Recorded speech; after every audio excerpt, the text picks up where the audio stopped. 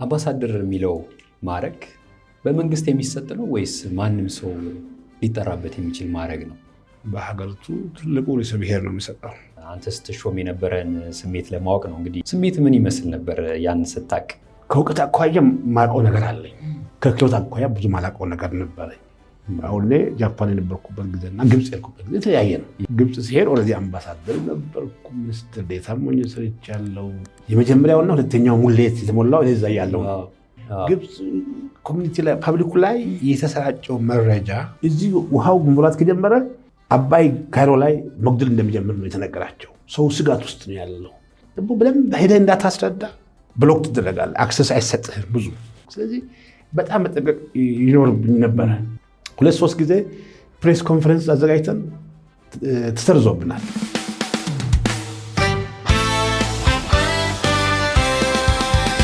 የፕሮቶኮል ጉዳይ። ጤና ይስጥልን ውድ የፖድካስታችን ተከታታዮች እንደምሰነበታችሁ። ዛሬም እንደተለመደው በፕሮቶኮልና ስነስርዓት ላይ ትኩረት የሚያደርግ ዝግጅት ይዘን ቀርበናል። የዛሬው ዝግጅታችን አምባሳደሮች እንዴት ይሾማሉ፣ በተቀባይ ሀገር የሹመት ደብዳቤ ሲያቀርቡ ያለው ደማቅ ፕሮቶኮልና ስነስርዓት ምን ይመስላል የሚለውን እንመለከታለን። አምባሳደሮች የሚሾሙበት ሂደት በብዙ ፕሮቶኮሎች የተሞላ ክስተት ነው። በዛሬው ዝግጅታችን አምባሳደሮች የሚሾሙበትን ሂደት ራሳቸው አምባሳደር ሆነው የነበራቸውን ልምድ ያጋሩን ፕሮቶኮልና ስነስርዓትን በዝርዝር ለማየት የጋበዝናቸው እንግዳችን አምባሳደር ዶክተር ማርቆስ ተክሌ ናቸው። አምባሳደር ዶክተር ማርቆስ ተክሌ እንኳን ወደ ፕሮቶኮል ጉዳይ ፖድካስት በሰላም መጡ። አመሰግናለሁ ስለተጋበዝኩ። ለጊዜዎት በጣም አመሰግናለሁ። አምባሳደር ዶክተር ማርቆስ ተክሌን በተወሰነ መልኩ ላስተዋውቅ።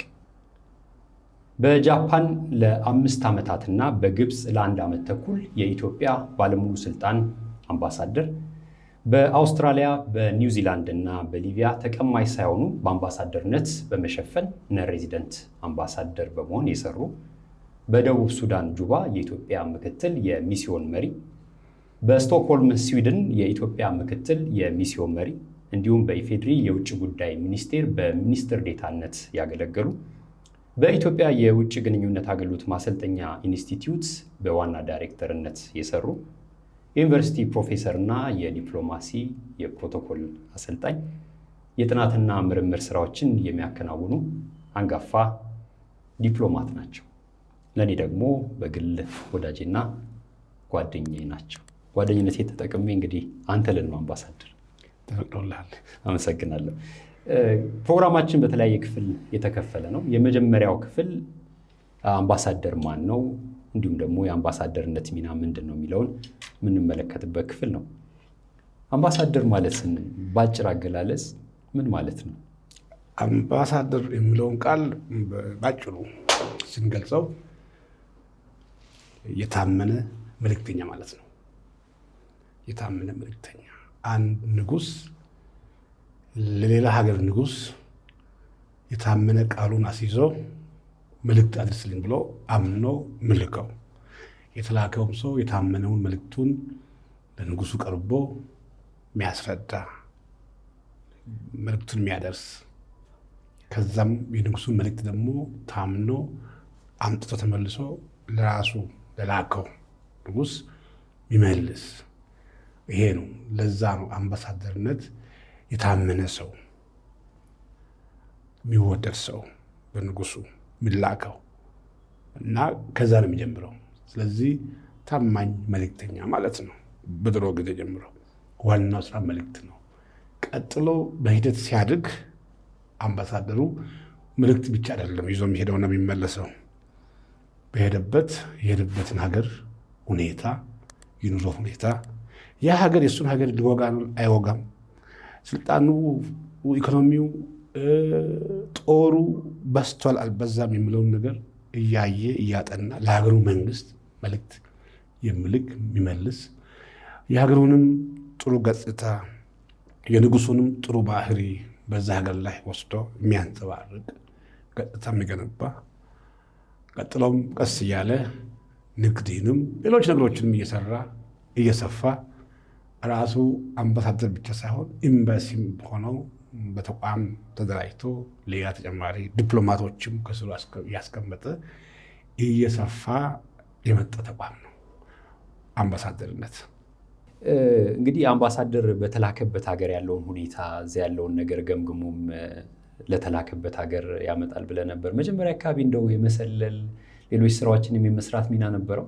አዎ እሱ ነው። አሁንም አለ። ግን እሱን ያው ሌሎች ተቋማቶችም አሉ። ያም ስራ አለ፣ ታያለ። ያ ሀገር ጋር ምን አለው፣ ጥሩ ነገሩ ምን አለው፣ መጥፎ ነገርስ ምን አለው ብለህ ያንን ማምጣት አለብህ፣ መመለስ አለብህ። አምባሳደር የሚለው ማዕረግ በመንግስት የሚሰጥ ነው ወይስ ማንም ሰው ሊጠራበት የሚችል ማዕረግ ነው? እንግዲህ በዋናነት በንጉስ ነው የሚሰጠው። በሀገሪቱ ትልቁ ርዕሰ ብሔር ነው የሚሰጠው አምባሳደር። አሁንም እንደዛ ነው፣ ሁሉም ሀገር ላይ እንደዛ ነው አምባሳደርነት የሚሰጠው። ሂደቶች አሉት። አንድ ሰው እንዴት ሆኖ አምባሳደር ይሆናል? በዋናነት እንግዲህ ቅድም እንዳልኩ የታመነ መልእክተኛ ነው የሚል ነው። ለዛ ብቁ የሆነ ሰው ይመለመላል። ተመልምሎ የሀገሩ መንግስት እከለ የታመነ መልእክተኛ ነው እና እሳቸውን እዚህ ሀገር ብንልክ ይባላል። ብዙ ነገሮች ይታያሉ። የዛ የሚሄድበትን ሀገር ቋንቋ ያውቃል ወይ? ብዙ ነገር ይታይና ከዛ ርዕሰ ብሔሩ ወይም የሀገሪቱ መሪ ካጸደቀ አምባሳደር ተብሎ ይባላል። ተብሎ ከዛ ይላካል እና መንግስት ነው አምባሳደሮችን የሚሾመው። መንግስት ነው የሚሾመው። ያገለግላል። ሄዶ አገልግሎቱን ሲጨርስ ይመለሳል። አንዳንድ ጊዜ ድጋሚም ሄዶ 2-3 ያገለግላል። ሌላ ጊዜ አንድ አገልግለው ወደ ሌላ ስራ ሊሰማራ ይችላል እና መጠሪያው አብሮት ይቆያል። ብዙ ጊዜ ብዙ ሀገሮች ላይ ተለምደው መጠሪያዎች አብረው ይቆያሉ እና አንዳንድ ጊዜ ግን መጠሪያዎቹም ሊነሱ ይችላል። ለምሳሌ ከአምባሳደርነት ከፍ ያለ ሚና ስኖርህ አምባሳደር አትባልም። ለምሳሌ በእኛ ሀገር አምባሳደሮች የነበሩ በኋላ ላይ ተሾመው በአገር ደረጃ ከፍ ብለው አምባሳደሮችን የሚሾሙ ሲሆኑ መሪ ድረስ ደግሞ መጥተዋል። መሪ ሆነው አምባሳደሮችን የሚሾሙ ይሆናሉ። ያንን ታይትላቸውን ለቀው የሀገሩ ርዕሰ ብሔር ተብለው ሊጠሩ ይችላሉ። ወደ አንተ መጠሪያ እንደውም አነሳዋለሁ ብዬ ነበረ። አምባሳደር ዶክተር ማርቆስ ይላል እና እንግዲህ አንዱ ፕሮቶኮል መቼም መጠሪያ አይደለም፣ አምባሳደርነቱ ቀደመ። ከዛ ደግሞ በትምህርት ያገኘው የፒኤችዲ ማዕረግ ዶክተር የሚለው መጣ። እንደዚህ ነው ቅደም ተከተሉ? በእርግጥ እኔ እንደ ግል ፒኤችዲ የያዘ ሰው ዶክተር መባል አለበት ብዬ አላምንም። አንዳንድ ጊዜ እዛው ስራህ ላይ ለምሳሌ ዩኒቨርሲቲ ውስጥ ወይ እያስተማርክ ወይ እየተመራመርክ በሆነ እዛ አካባቢ መጣራት ሊሆን ይችላል። ከዛ ባለፈ ግን ፒኤችዲ እንዳለህ በቅንፍ መቀመጡ ሞር አድቫይዘብል ሞር ይበለጠ። አሁን ስለ ራሴ ስጽፍም ምን ስልም አምባሳደር ብለው እንጠቀማለሁ።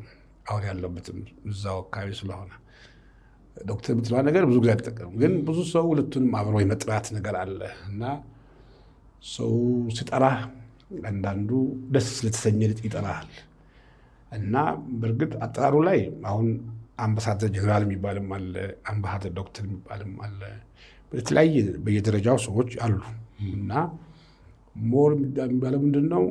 ከስሜ ጎን መሆን ያለበት በካሬሪ ወይም በስራ ወይ በልፋት ወይ በትምህርት ያገኘኸው በስሜ አጠገብ ይሆናል። በሹመት እና በተጨማሪ የሰጠህን ግን እሱ መጀመሪያ ይሆናል። ስለዚህ እንደዛ ነው ሂደቱ እና ይሄ ብዙ ጊዜ የተለመደ አይደለም። አሁን አምባሳደር ማርቆስ ስራ አካባቢ ቢባል እሱን መርጠው፣ ዩኒቨርሲቲ አካባቢ ሲሄድ ግን በዛኛው ቢጠራ ምንም አይደለም። ሁለቱንም መጥራት ብዙ ጊዜ በግል ማለት ነው እንደ ግል ገባኝ። እንደው እንግዲህ አሁን የመጀመሪያው ክፍላችን እንዳልነው ስለ አምባሳደርነት እንዲሁም ስለ አምባሳደርነት ሚና ነው እያየን ያለ ነው እና አምባሳደር ደግሞ ዲፕሎማት ነው ብለሃል መግቢያው ላይ። ብዙ ጊዜ ሰዎች አስታራቂ ሀሳብ ሲያመጡ ወይም ነገሮችን በሰላማዊ መንገድ ለመፍታት ሲፈልጉ አይ እሱ እኮ ዲፕሎማት ነው ይባላሉ። እንደው አንዳንዴ ይህ ነገር የተሳሳተ መንገድ ይሆን እንዴ ብዬ አስባለሁ። እንደዛ ነው ዲፕሎማት ሲባል እንደው ነገሮችን ሸፋፍኖ ለማለፍ የሚሞክር ሰው ነው።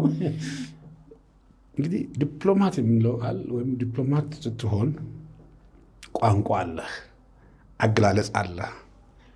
አገላለጽህ አንድ ጉዳይ እንደማይሳካ ወይም እንዳልተሳካ ወይም እንደማይሆን ስትገልጽ ሌላ ሀገር ተወካይ ነው የምትገልጸው፣ ሌላ ሀገር አምባሳደር፣ ሌላ ሀገር ሚኒስትር ነው የምትገልጸው። ስለዚህ የዛን ሀገር ሚኒስትር ወይ አምባሳደር ትልቅ ሰው ነው፣ ትልቅ ሀገርን የወከለ ሰው ነው። ለሱ ቀለል አድርገህ አትነግረው። እሳቸውን ወይም አንድን ግለሰብ ቅር በማያሰኝ ሁኔታ፣ ለመስማትም ለሱ በማይከብደው ሁኔታ በቃላቶች ትንሽ አጣፍጠህ ማለት ይቻላል። መራራም ቢሆን አጣፍጠህ የመንገር። ለምሳሌ ይሄ ነገር የማይሆን ነው ብለህ በቶሎ አትመልስም።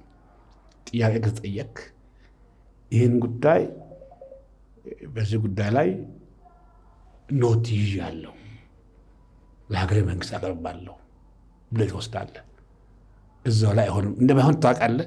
አይሆንም አትልም ቶሎ ብለህ፣ አይቻልም አትልም ቶሎ ብለህ እስቲ ይህን ጉዳይ ኖት ወስጃለሁ፣ ይህን ጉዳይ ይዣለሁ፣ ይህን ጉዳይ ይዤ ለካፒታል ወይም ለሀገሬ መንግስት ወይ ለሚመለከተው አቀርባለሁ የምትለው እንደማይሆን ግን እያወቅህ ነው።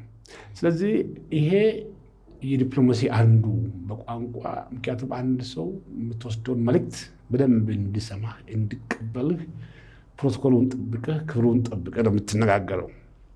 ያን ጠብቀህ ስትነጋገር ቅር እንዳይለው ስብዕናውን የሚነካ ነገር እንዳይሆን መጠንቀቅ ስለሚኖር የዛ አካል ነው የሚሆነው። ለዛ ነው ዲፕሎማት ነው የሚባለው። ነገር ግን አሁን እሱ ቃል ወደ ሌላ እየተለወጠ ዲፕሎማት እኮ እሱ ሲባል የመዋሸትም ጭምር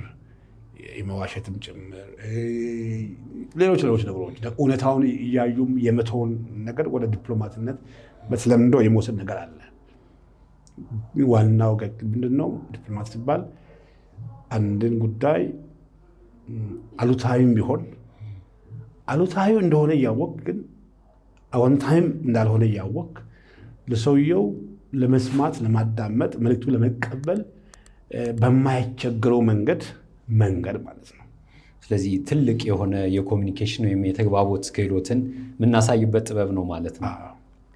ሌላ አምባሳደር ለምሳሌ መግቢያው ላይ ሳስተዋውቅ አምባሳደር ዶክተር ማርቆስ ተክሌ በጃፓን እና በግብፅ ባለሙሉ ስልጣን አምባሳደር ሆነው ሰርተዋል ብዬ ነበር ያስተዋወቁትና አምባሳደር የሚለውን እንሰማለን፣ ባለሙሉ ስልጣን አምባሳደር የሚለውን እንሰማለን፣ የተለያዩ መጠሪያዎችን እንሰማለን። በእነዚህ መካከል ያለው ልዩነት ምንድን ነው? ልዩ መልእክተኛና ባለሙሉ ስልጣን አምባሳደር ሲባል በርዕሰ ብሔሩ ተሹሞ በሚሄድበት ሀገር ላይ ሙሉ ኤምባሲ ላይ የኤምባሲው የሚስዮኑ መሪ ሆኖ ሄዶ ለዛ ሀገር ርዕሰ ብሔር የሹመት ደብዳቤውን አቅርቦ ተቀባይነት አግኝቶ ስራ የሚጀምር ወይም ስራ የሚሰራ ሲሆን ባለሙሉ ስልጣን አምባሳደር እሱ ላይ እንደውም አንዳንድ ጊዜ አገር ላይ ብቻ ሲሆን ልዩ መልእክተኛና ባለሙሉ ስልጣን አምባሳደር ይባላል። ዓለም አቀፍ ተቋማት ያሉበት ለምሳሌ የተባበሩት መንግስታት ኒውዮርክ ላይ ወይም ጄኔቫ ላይ ወይም አፍሪካ ህብረት ላይ ሲሆን ቋሚ መልእክተኛ ይባላል። ቋሚ መልእክተኛ ነው፣ ቋሚ ነው። ለዛ ተቋም አገር ስላልሆነ እንደዚህ አይነት ስሞች አሉ። ከዛ ስትመለስ ባለሙሉ ስልጣን የሚለው ይነሳና አምባሳደር ሆነህ በሚኒስቴር መስሪያ ቤቱ በምትመደበው ስራ መደብ እየሰራ ትቆያለህ። ከዛ ትቆይና እንደገና ደግሞ ሳትሾም ደግሞ ዲፕሎማት ሆነህ ልትመደብ ትችላለህ። ምክትል የሚስዮን መሪ ሆነህ ልትመደብ ትችላለህ። ወይም ሶስተኛ ሰው ሆነም ሰፊ ትልልቅ ኤምባሲ ላይ ልትመደብና ልትሰራ ትችላለህ። ያኔ አምባሳደር የሚለው ማዕረግ ይቀጥላል። አምባሳደር ሆነ አንዳንድም ደግሞ የሀገሪቱ ርዕሰ ብሔርም አምባሳደር የሚለው ሹመት ኢትዮጵያ ውስጥ የሚሰጠው በርዕሰ ብሔሩ ብቻ ነው። ውጭ ጉዳይ ሌሎች በሙሉ ሚኒስትር ባለሙሉ ስልጣን ሚኒስትር የሚባል ደረጃ ድረስ ይሰጣል። ውጭ ውጭ ጉዳይ መስሪያ ቤት እንደ ካሪየር ወይም እንደ ሙያ መሰላል አምባሳደር የምትለዋል ኢትዮጵያ ሌሎችም ብዙ ሀገራት የሚሰጠው የብሔሩ ነው። ስለዚህ አንዳንድ ጊዜ ምክትል የሚሆን መሪ ሆነ እንደምትሄድ እየታወቀ አምባሳደር ተብሎ ስም ይሰጣል ማዕረግ። ያን ግን ባለሙሉ ስልጣን አምባሳደር አትባልም፣ አምባሳደርነት ይባላል። እሱ ማለት ያ አምባሳደር የሚሆን መሪ አይሆንም፣ ወይንም ለዛ ለሚሄድበት አገር የሹመት ደብዳቤ አቅርቦ ተቀባይነትን አግኝቶ መሄድ ሳይሆን በኤምባሲ ውስጥ ሁለተኛ ሰው ሆኖ ሶስተኛ ሰው ሆኖ ስራውን የሚያከናውን ነው። በጣም መልካም። እንግዲህ ዲፕሎማሲን ስናነሳ አብረን ፕሮቶኮልም ይነሳል። ዝግጅታችንም የፕሮቶኮል ጉዳይ ነው። ሁለቱ እንዶ ያላቸው ግንኙነት ምን ይመስላል? እንግዲህ ዲፕሎማሲ በባህሪው ከዛም አምባሳደርነትም ዲፕሎማትነትም ፕሮቶኮልን በደንብ ነው የሚይዘው። ለምንድን ነው ፕሮቶኮል የሚባለው? አገሮች መሀል ነው የሚሄደው። ይሄ ሰው ሉዓላዊ የሆኑ አገራት፣ ሉዓላዊ ማለት ሁሉም አገር እኩል የሆኑ አገራትን መካከል ነው የሚሄደው። ስለዚህ ከአንድ ሀገር ተልከ ሌላ ሀገር ላይ ያለው ሰው ያንተን መልእክት እንድቀበል አንተን እንድቀበልህ አንተ እዛ ሀገር ስትሄድ ስትነጋገር፣ ስትጨብጥ፣ ስትገባ፣ ስትወጣ ስርዓት አለው። ይሄ ለምንድነው ፕሮቶኮል የተፈጠረው? የተለያየ ሀገር የተለያየ ባህል አለው። ነገር ግን የተለያየ ባህል ስላለ አስቸጋሪ ሆነ።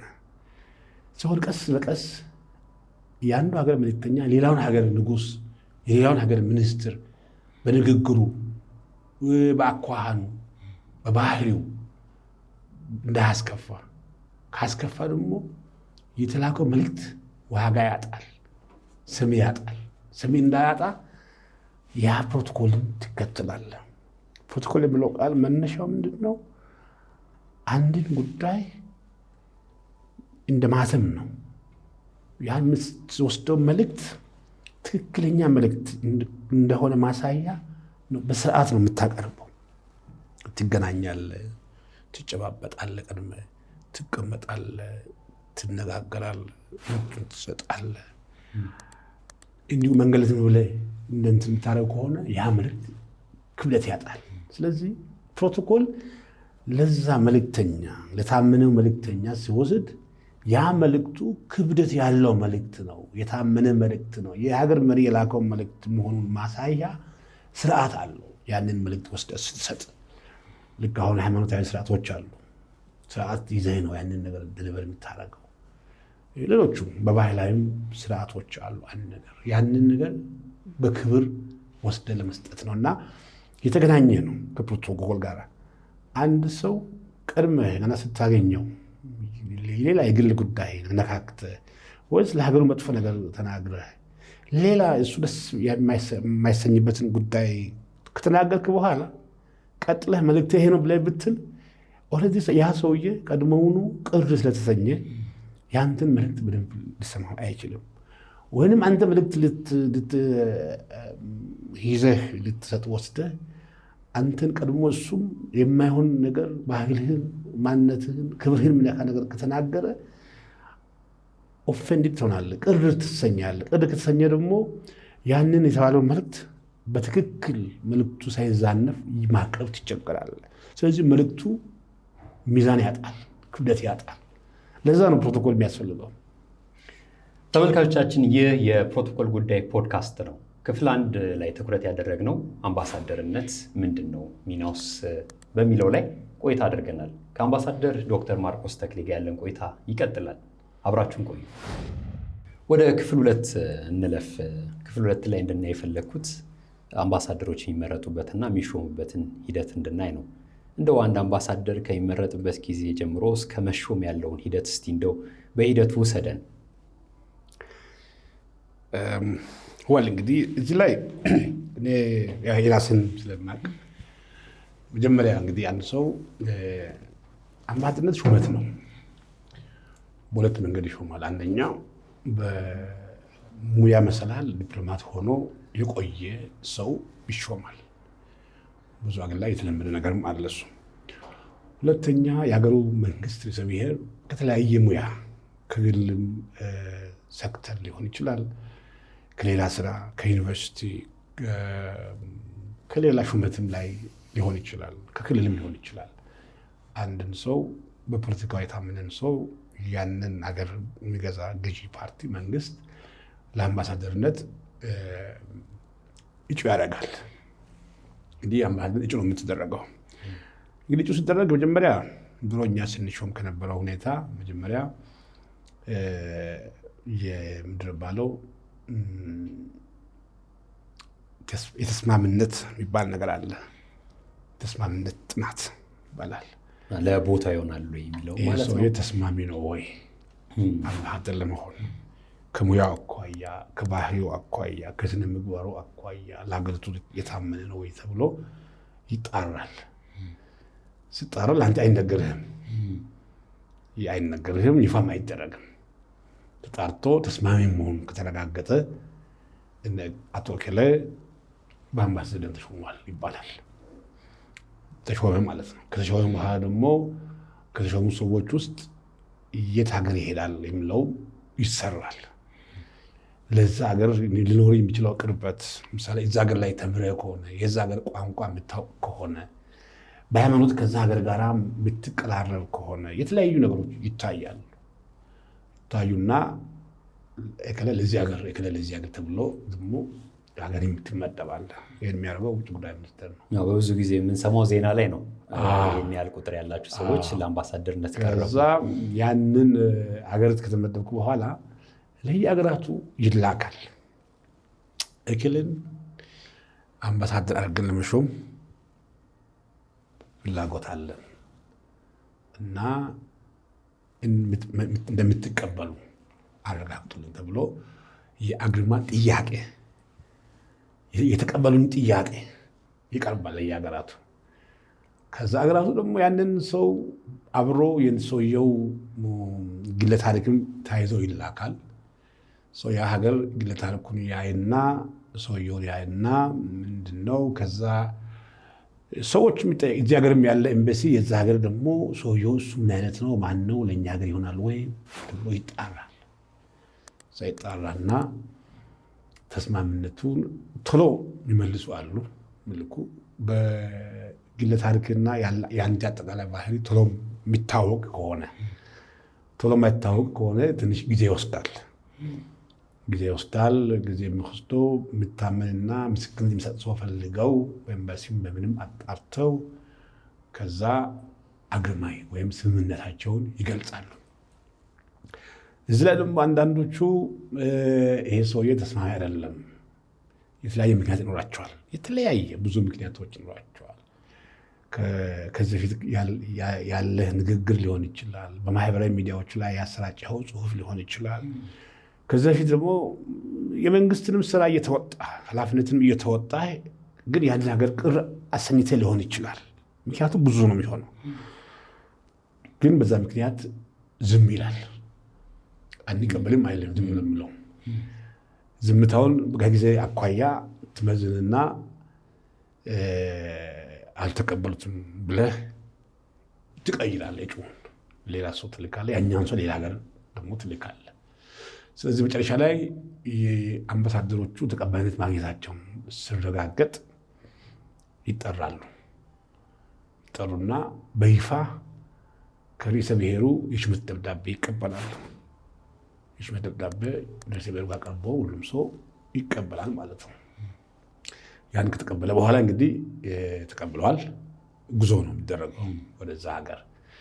ወደዛ ሀገር ስትሄድ አቀባበል ይደረግልሃል። የሀገሩ የውጭ ጉዳይ ፕሮቶኮል ቺፎች፣ የፕሮቶኮል እንትኖች ይቀበሉሃል። ተቀብለው የሀገሩን ሁኔታ ያስረዱና ለርዕሰ ብሔሩ ወይም ለንጉሱ የሹመት ደብዳቤ እስክታቀርብ ድረስ ይሄን ማድረግ ይፈቅድልሃል፣ ይሄን ማድረግ አይፈቅድልህም፣ እንደዚህ ማድረግ አለብህ፣ እንዲህ ማድረግ አለብህ ተብሎ ይሰጠዋል። ከዛ መመሪያ ሰጠዋል። ያንን ትቀበልና ግን ኤምባሲ ውስጥ ሄደህ ስራህን ትጀምራለህ። ስራህን ትሰራለህ። ሌሎች አምባሳደሮች ይኖራሉ በዛ ሀገር። የጎረቤት ሀገር አለ ይኖርሃል። ሌሎች ወዳጅ ሀገራት አምባሳደሮች አሉ። እነሱ ጋር ትሄዳለህ። እነሱ ጋር የርክ ከርቴዚ ኮል ነው የሚባለው በእንግሊዝኛ የተዋወቅ እንትን ነው የሚሆነው ግንኙነት የሚሆነው ትተዋወቃለህ። ግን ስትተዋወቅ ስለ ሀገሩ ሁኔታ ያስረዱሃል። አገሩ እንዲህ ነው፣ ነገሩ እንዲህ ነው፣ ስራው እንዲህ ነው የምናደርገው፣ ይሄ ሀገር በዚህ ጥሩ ነው፣ በዚህ መጥፎ ነው፣ ይሄን መጠንቀቅ አለብህ፣ ይሄን ማድረግ አለብህ ተብሎ ያንን አብዛኛውን ጊዜ ያንን ነው የምትሰራው። እና ሹመት ደብዳቤን እስክታቀርብ ድረስ የሀገሩ ርዕሰ ብሔር፣ የሀገሩ ጠቅላይ ሚኒስትር ሊሆን ይችላል፣ ወይ ንጉሳዊ ቤተሰቦች ሊሆኑ ይችላሉ፣ ትልልቅ የውጭ ጉዳይ ሚኒስትር ሰዎች ሊሆኑ ይችላሉ። እነሱ የሚገኙበት እንዳትሄድ ጥሮም እንዳትጠይቅ ይነገርሃል። ክሬንሻል እስክታቀርብ ብሔራዊ ቀን ደርሶ ከሆነና የብሔራዊ ቀን ፕሮግራም ብታዘጋጅም ከሆነ አታዘጋጅም። የሹመት ደብዳቤን ስላላቀረብክ የሚገደብ መብት ነው። የሚገደብ መብት ነው። እሱን ማለት አትችልም። የሹመት ደብዳቤን ካላቀረብክ ደግሞ በመኪና ላይ ባንዲራውን አትሰቅልም። የሀገርን ባንዲራ አትሰቅልም። ባንዲራው ተሸፍኖ ነው የምትሄደው እና ያን አድርገህ ትጠብቃለህ። ብዙ ሀገር አንዳንዱ በ2 ወር በ1 ወር ለምሳሌ 2 ወር ውስጥ ነው ያቀረብኩት። በ1 ወር የሚያቀርብ ይኖራል። እንዲያ እንትኑ ፕሮግራም ማለት ነው። የጃፓኑ ነው። ጃፓኑ የግብፅም እንደዛው ነው። በአጭር ጊዜ ነው ያቀረብኩት እና ያንን እንድታቀርብ ፕሮግራም ይያዝልሃል። ከዛ በኋላ እንግዲህ ወደ ማቅረብ ሊቀጥል ወይስ እሱን ሌላ ክፍል ስላለን እዛ ላይ እንሄዳለን። እንደው የአንተን ኤክስፒሪየንስ ወይም አንተ ስትሾም የነበረን ስሜት ለማወቅ ነው። እንግዲህ ዲፕሎማት ከዛም ደግሞ አምባሳደር መሆን ሙያው ዓለም አቀፋዊ ነው። ከዛ ውጭ የሀገር ውክልና ነው ያለው። ስሜት ምን ይመስል ነበር ያን ስታቅ በወቅቱ? በወቅቱ እንግዲህ በጣም ወጣት ነበርኩ። 31 ዓመቴ ነው። የዩኒቨርሲቲ መምህር እና የኮሌጅ ዲን ነኝ። ትልቁ ስራ የሰራሁት ዲን ሆኜ ኮሌጅ ላይ ማስተባበር ነበረ። ከዛ ነው ተነስቼ አምባሳደር የተደረግኩት።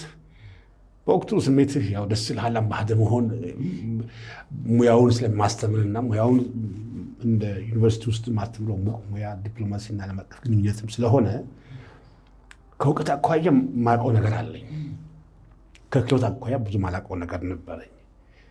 እንደ ወጣት ያው ደስ ይልሃል። በቃ የተለየ እንደሆንክ ይሰማህ ይችላል።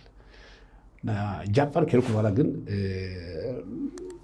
መማር እንደነበረብኝ በጣም በችኮላ አምባሳደር እንደተደረጉ የገባኝ አገሩ በጣም የሰከነ የትላልቅ ሰዎች ሀገር ነው። እንግዲህ እድሜ በዓለም ላይ አንደኛ ናቸው እነሱ። ኤክስፒሪየንስን በጣም ያምናሉ፣ በልምድ በጣም ያምናሉ።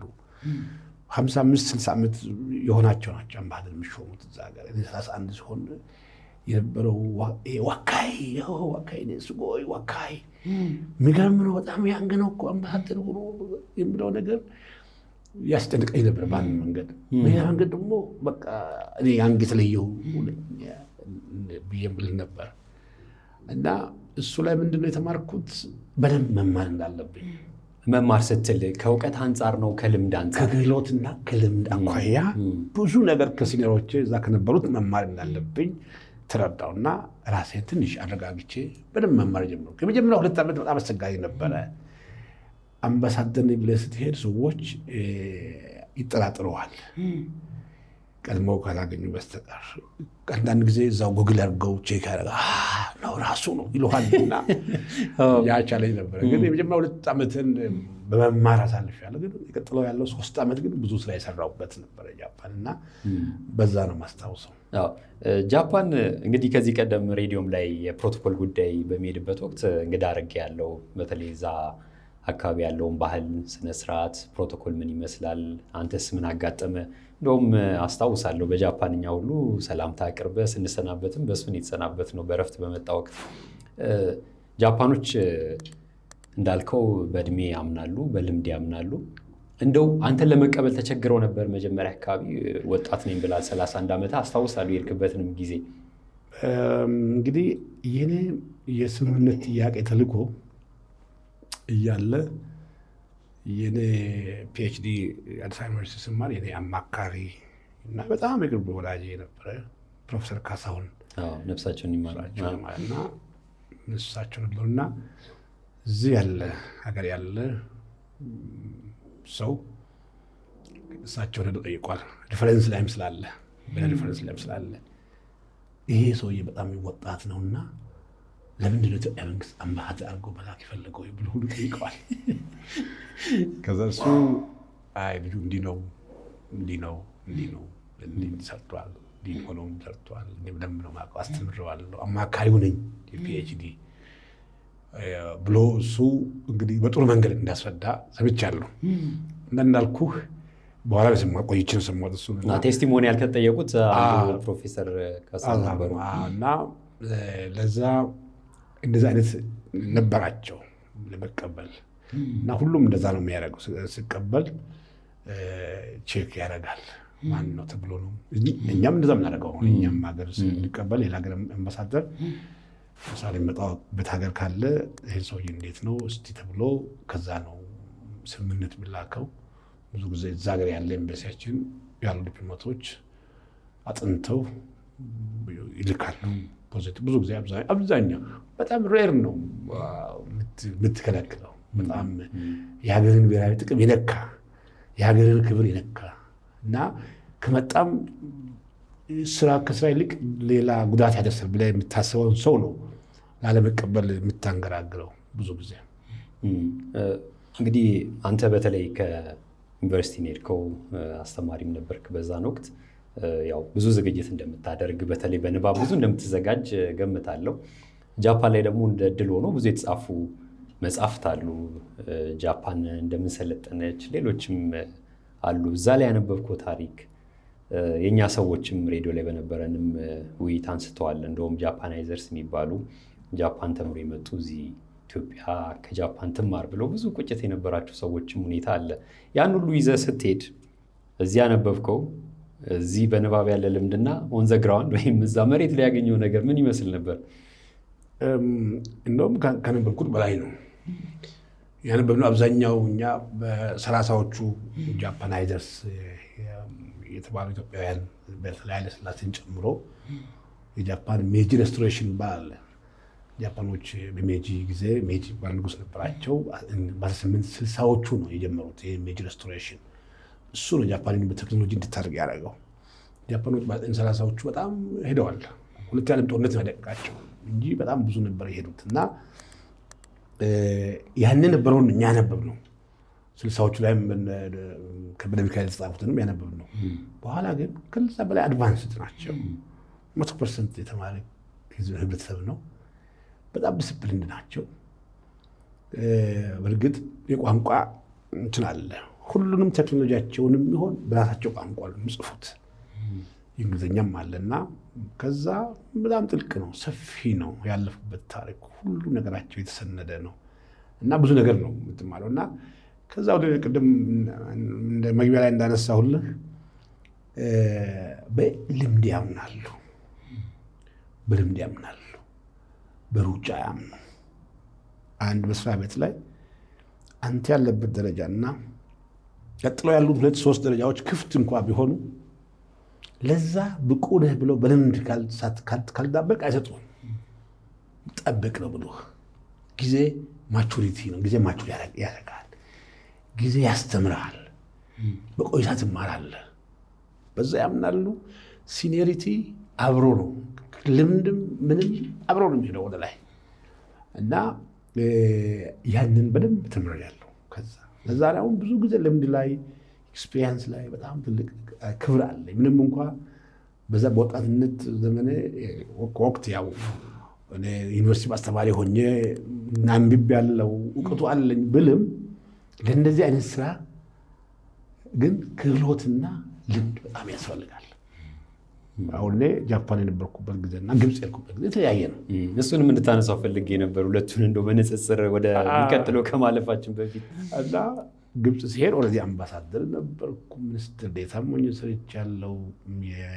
ዲፕሎማቶችን እያስተማርኩ አምባሳደሮችንም ሲሾሙ እያስተማርኩ እነዛንም እያበቃው ቆይቼ ነው የሄድኩትና ከባድ ሀገርም ቢሆን ሁኔታውም ከባድ ቢሆን ያኔ የመጀመሪያውና ሁለተኛው ሙሌት የተሞላው እኔ እዛ ያለው እንደውም ከግብፅ ቴሌቪዥን ጣቢያዎች ጋር የነበረንም ምልልስ እያየው ነበር። በጣም አጣብቂኝ ጊዜ ነበር ገምታለሁ።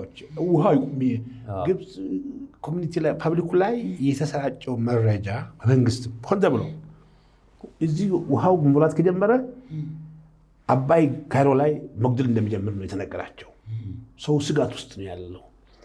ያንን ደግሞ በደንብ ሄደህ እንዳታስረዳ ብሎክ ትደረጋለህ። አክሰስ አይሰጥህም። ብዙ የአገሩ መንግስት ይከታተልሃል። ሚዲያዎቹም ይደፈረና በነሱ ብሔራዊ ደህንነት ፍቃድ የተሰጠው ብቻ ነው አንተ ጋር መጥቶ ኢንተርቪው ሊያደርግ የሚችለው። እሱም ቢሆን ያልከውን ሁሉ አያወጣም።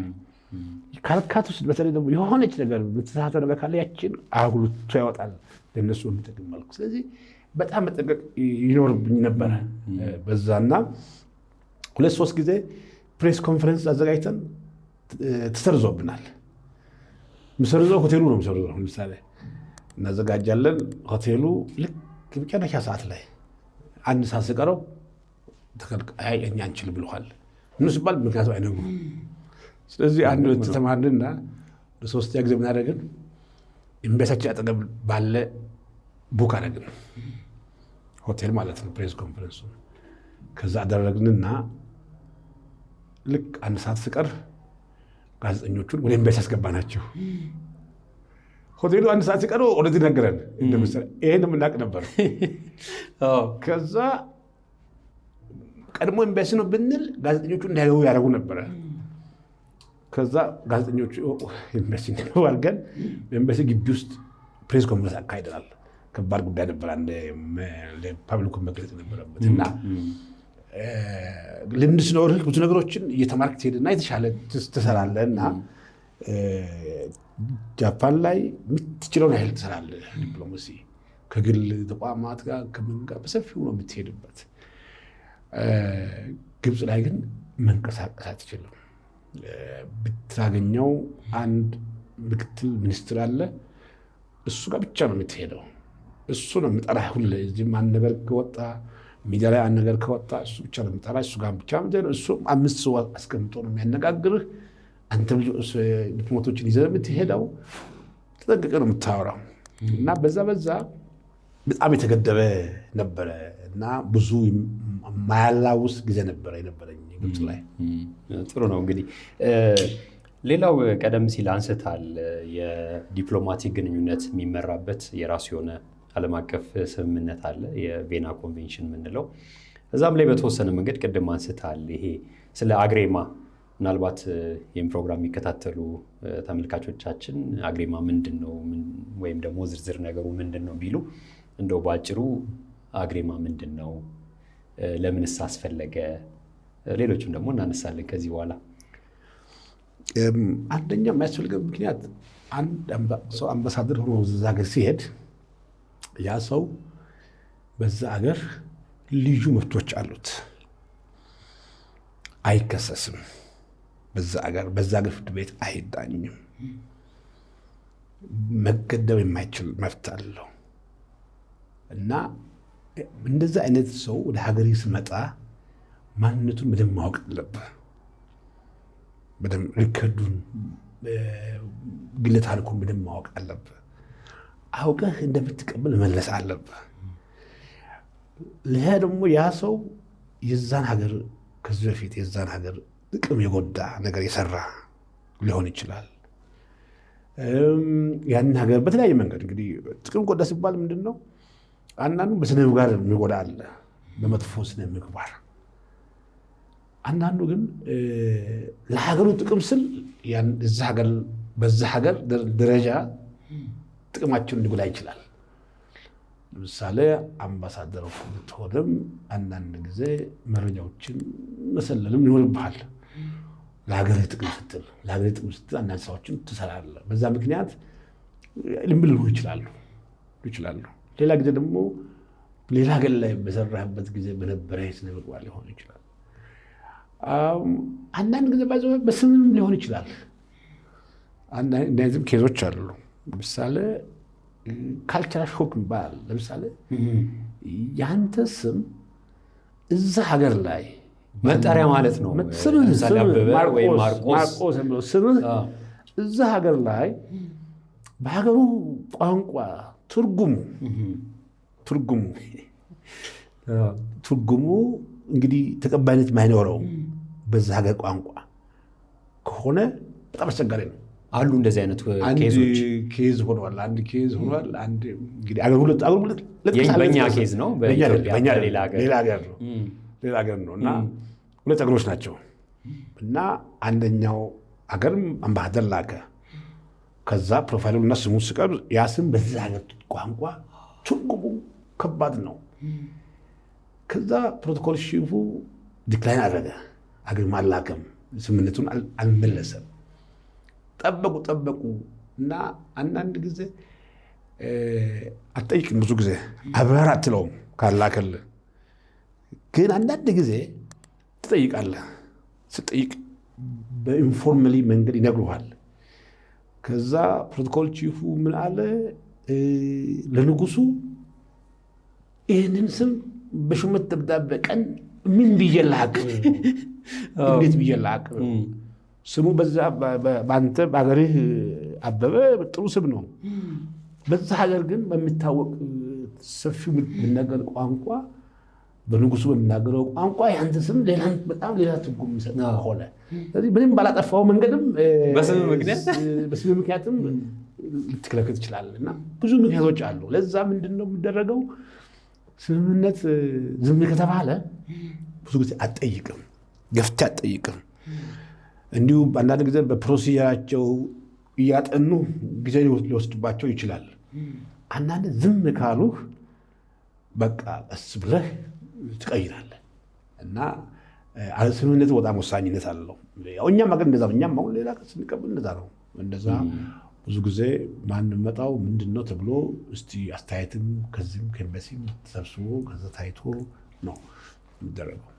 ስለዚህ አምባሳደር ሆኖ ለመሾም ሀገር ስላመነብህ ወይም ላኪ ሀገር ስለተቀበለ ብቻ ሳይሆን እዛ የምትሄድበት ሀገር ሆስት የሚያደርግ ተቀባይ ሀገሩ መቀበል አለበት ነው። ስለዚህ ሲዘገይ መቼ ነው ዘገይ የምንለው? ይሄ አግሬማ የሚባለው ወይም አንተን ሆስት የሚያደርግ የሚቀበለ ሀገር እንደው ዘገየ፣ ስለዚህ ሌላ ሰው ደግሞ ልላክና ልሞክር የምትለው ምን ሲደርስ ነው? እንግዲህ ይሄ እንደየሀገሩ ሁኔታ ይለያያል። ከዚህ በፊት የነበረን ልምድ ነው የምትጠቀመው። ምሳሌ አንድ ሀገር የሀገሮችን ስም አልጠራም በሆነ አንድ ሀገር ከዚህ በፊት በነበሩ አምባሳደሮች ሹመት አግሪማ ሲጠየቅ ምን ያህል ጊዜ ውስጥ ይመልስ ነበረ? በአንድ ወር፣ በሁለት ወርም በሶስት ወርም። አሁን አንዳንድ የሚታወቁ አገሮች አሉ ሹመት ጥያቄ ስምምነት ጥያቄ ስትጠይቃቸው አቆይተው በአራት ወር፣ በአምስት ወር፣ በስድስት ወር መልሱ አሉ። ከዚህ በፊት ከነበረው ልምድ እነሱን ትጠብቃለህ ልምዱ ስለሆነ። ከዛ ከዚህ በፊት ከነበረው ልምድ አለፍ ብለው 8 ወር ሲሄዱ ያኔ ትቀይራለህ ማለት ነው። ወይም መጠየቅም ካለብህ ትጠይቃለህ። ግን ሌሎቹ በሁለት ወር ሁሌ በአንድ ወር ስምምነቱን እየመለሱ የነበሩ ሀገሮች 6 ወር ከቆዩ ያኔ አልተቀበሉም ማለት ነው ትላለህ። ስለዚህ ይህን ያህል ነው የሚባል ቀን ጊዜ የለውም። ጊዜህን አንተ ነው የምትወስነው። ለምሳሌ ሀገር ከዚህ በፊት በየሁለት ወሩ በየአንድ ወሩ በሶስት ሳምንትም አንዳንድ ይልካሉ። በሶስት ወር ግን ከነበረው ትረንድ ተነስተህ በጣም ከቆዩብህ ያኔ ትጠይቃለህ። በቃ አልተቀበሉም ማለት ነው ትላለህ እና በዛ ነው የሚታወቀው ጊዜው። ስለዚህ ይሄ አግሪማ በዝምታ የሚገለጽ ነው። ሚዲያ ላይ አንሰማውም። ሌላ ቦታ ሲገለጽም ብዙ ጊዜ በዋናነት በዝምታ ነው የሚገለጸው። አገሩም ምክንያቱን ማብራራት አይጠበቅበትም። ይሄኛውም ሀገር ገፍቶ ለምንድን ነው ብሎም አልፎ አልፎ የሚጠይቃል። አትጠይቅም። ብዙ ጊዜ ገፍተህ ከጠየቅም ያ መልስ ሌላ ሁለቱ አገሮች መካከል ያለን ግንኙነት እንዳያረግ ስለሚሰጋ በቃ ምክንያቱን እነሱም አይነግሩህም፣ አንተም አትጠይቅም። እስ ብለህ ጊዜው ከሄደ በኋላ ታምንና ትቀይራለህ። ይገርማል። የዲፕሎማሲ ቋንቋዎች በጣም ብዙ ናቸው። ተመልካቾቻችን ይህ የፕሮቶኮል ጉዳይ ፖድካስት ነው። ዝግጅታችን እንደቀጠለ ነው። ከአምባሳደር ዶክተር ማርቆስ ተክሌ ጋር ያለን ቆይታ ሰፋ ያለ ነው። በክፍል 4 እንቀጥላለን። አሁንም አብራችሁን ቆዩ። ገጻችንን ደግሞ ተወዳጁ። ተመልካቾቻችን ከረፍት ተመልሰናል። በክፍል 4 እንቀጥላለን። ክፍል 4 ላይ እንድንመለከት የፈለግኩት ወደ ተመደበበት ሀገር አንድ አምባሳደር ለመሄድ የሚያደርገውን ዝግጅት ነው። እንግዲህ ቀደም ሲል ሂደቱን እየተመለከትን መተናል። አግሪማው ተሰጥቷል። ከዛ በኋላ መሄዱን ካወቀ በኋላ ተሿሚው አምባሳደር ወይም አምባሳደሯ የሚያደርጉ ዝግጅት ምን ይመስላል? ያንተንም ልታጋራ ትችላለህ አምባሳደር። አመሰግናለሁ። እንግዲህ ያው መጀመሪያ ካለበት መስሪያ ቤት ሌላ መስሪያ ቤት ከሆነ ወደ ውጭ ጉዳይ ትሄዳለህ እና ያው አግርማ ከመጣ በኋላ የሹመት ደብዳቤ ይሰጣል በርዕሰ ብሔሩ። ያን ከተቀበልክ በኋላ ወደዚህ ስምምነቱ ተሰጥቶሃል፣ ሬዲ ነህ። መብረር ነው የሚጠበቅብህ ከዚህ ሀገር ማለት ነው። የተለየ አንተ የግል እንደ ግል ቤተሰብ ካለ ስለ ቤተሰብህ እዛ ያለውን ሁኔታውን ምናምን ለማመቻቸት የሚል ዝግጅት ታደርጋለህ በግል እንጂ አንደ አግርማ ከመጣና የሹመት ደብዳቤ ከተቀበልክ በኋላ መሄድ ነው ወደዛ ሀገር። እዛ ብዙ ጊዜ ኤምባሲ ያለበት ነው የምትሄደው። አልፎ አልፎ አዲስ ኤምባሲ ልትከፍት ልትሄድ ትችላለህ። እሱም ቢሆን ቀድሞ አድቫንስ ቲም ተልኮ ስለሚሰራ አትቸገርም። ስለዚህ የምትሄድበትን ቀን ይገለጻል። እዛ ጋር ያለው የአንተ ኤምባሲ፣ እዚህ ያለው ውጭ ጉዳይ እዛ ላለው ለሀገር ኤምባሲው ደብዳቤ ይጽፋል። እጩ አምባሳደር ይባላል። አምባሳደር ዴዚግኔት ይባላል። እጩ አምባሳደር እከለ በዚህ ቀን ይመጣል። ስለዚህ ይሄው ለሀገሩ ውጭ ጉዳይ ሚኒስትር እንዲገለጽና አቀባበል እንዲደረግላቸው ተብሎ ይጻፋል። ከዛ ኤምባሲ ያንን ለዛ ሀገር ውጭ ጉዳይ ፕሮቶኮል ክፍል ኮሚኒኬት ያደርጋል። የዛ ሀገር ፕሮቶኮል መጥቶ የሚቀበል ያን ቀን የመጀመሪያ ቀን፣ ሌላ ጊዜ አይቀበልህ። ፕሮቶኮሉ ለአንተ የምትመጣበት ቀንና የምትሄድበት ቀን ይሸኛል። ምሳሌ እኔ እንደ ጃፓን፣ ግብፅም እንደዛ ነው። ግን ያው ግብፅ ላይ ትንሽ እንሳርግ ስለመጣን ቻኩዬ ነው የወጣሁት። ሌላ ሀገር እንደዛ ነው የሚደረገው። ስትወጣም ማለት የአገልግሎት ጊዜን ጨርሰህ ስትወጣ የሚሸኝ የፕሮቶኮል ትሸኛለህ እና በዛ ነው። ከዛ አገሩ ትገባለህ። ስትገባ የምትመዘገባለህ። የመጣበት ፍላይት ይመዘገባል። ያ አገሩን ያገጥክበት ቀን ለአንተ የገባበት ቀን ተብሎ ይቆጠራል። ክሬደንሻልም ስታቀርብ በዛ የምትሰለፈው ወረፋ ነው ይዘው እዛ በደረስክበት ርዕሰ ብሔሩም ጋር ይሁን ንጉስ ጋር ወረፋ በዛ ነው የምትይዘው። ከዛ በኋላ ቅድም እንዳነሳሁት ነው አምባሳደር፣ እጩ አምባሳደር ሆነ የሹመት ደብዳቤን ሳታቀርብ ምን መስራት ትችላለህ፣ ምን መስራት አትችልም ብለው ይገለጽልሃል። በዋናነት የቢሮ ስራዎችን ትሰራለህ፣ የግል ተቋማቶችን ታገኛለህ። ሌሎች አምባሳደሮች አሉ እዛ ሀገር፣ እነዛን እየሄድክ እያገኘ ከነሱ ትማራለህ። ከነሱ ሄደህ ልምዳቸውን ትወስዳለህ ከነሱ እና ያካፍሉሃል። አሁን አፍሪካ ስለሆነ ብዙ ጊዜ የአፍሪካ ዲን የሚባል አለ። በጣም ብዙ የቆየው አፍሪካ እዛ ሀገር ላይ ዲን ይሆናል ማለት ነው። ሲኒየር ሆኖ ሌሎቹን የሚጠነፍ ይሆናል።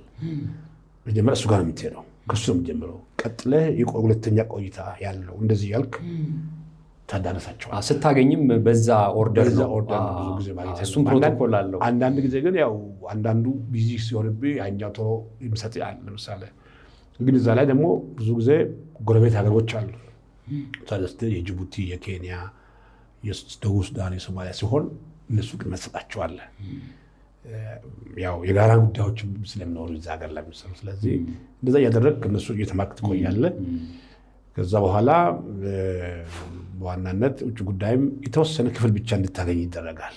ሚኒስትሩ ጋር እንዳትሄድ፣ ጠቅላይ ሚኒስትሩ ጋር እንዳትገናኝ፣ ንጉሱ የሚገኝበት ርዕሰ ብሔሩ የሚገኝበት ፕሮግራም ላይ እንዳትገኝ ይነገርሃል። ያንን ብሔራዊ ቀንም ቢሆን የብሔራዊ ቀንን ፕሮግራም እንዳታዘጋጅ፣ ወይም ከተዘጋጀም ያንተ ምክትል ብቻ እንዲያደርግ አንተ ምክትል ትደረጋለህ። እሱ ነገሮች ይነገርሃል። በዛ መሰረት ትሄዳለህ።